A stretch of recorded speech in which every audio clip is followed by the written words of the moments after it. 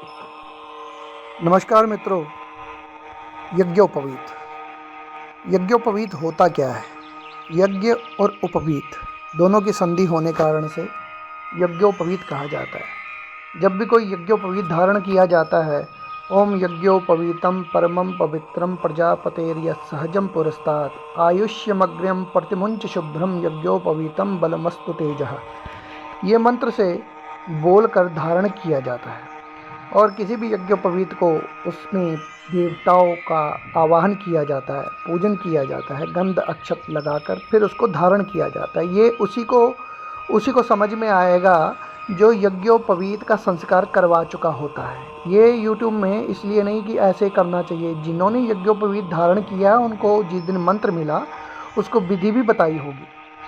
तो ये सिखाने वाला यूट्यूब में विषय नहीं है, लेकिन यज्ञोपवीत के संबंध में सिर्फ इतना बताना चाहते हैं कि आप जितना भी हवन जप तप करते हैं ना, तो बिना संकल्प के नहीं होता। तो संकल्प की पूर्ति कहाँ से होती है? इस यज्ञोपवीत से।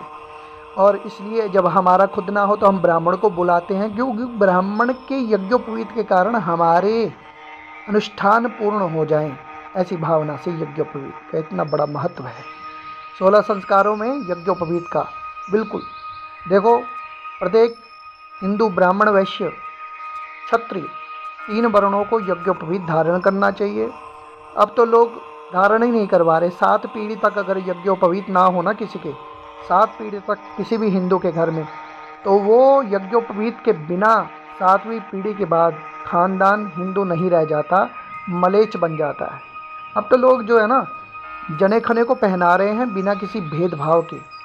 तो अब मर्यादाएं जो है उल्लंघन हो रही हैं। अब नाम नहीं लिया जा सकता कि कौन पहन रहा है कौन नहीं पहन रहा है। अब तो ऐसा हो गया है ये विषय, जैसे वोट बैंक की पॉलिटिक्स होती है, वैसे ही इन धार्मिक कार्यों को जितने भी हमारे सनातन से जुड़े ऋषि मुनियों के मत थे उसमें जोड़ दिया गया है। कुछ बोलोगे तो उसका उल्टा अर्थ का अनर्थ कर दिया जाएगा।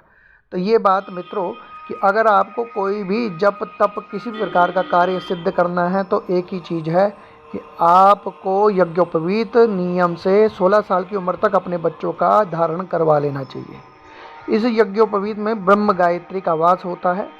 96 अंगुल का शरीर होता है। प्रत्येक व्यक्ति के 96 अंगुल ही के बराबर यज्ञोपवीत के धागे का साइज होता है। और एक चीज़ और, ब्रह्मा विष्णु महेश सभी देवताओं का वास इसमें होता है। खाली एक ये जनेऊ धागा नहीं है।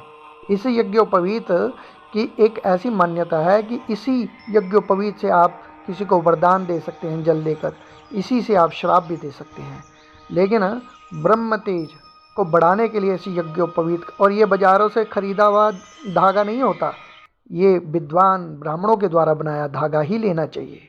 शंकर भगवान की जय।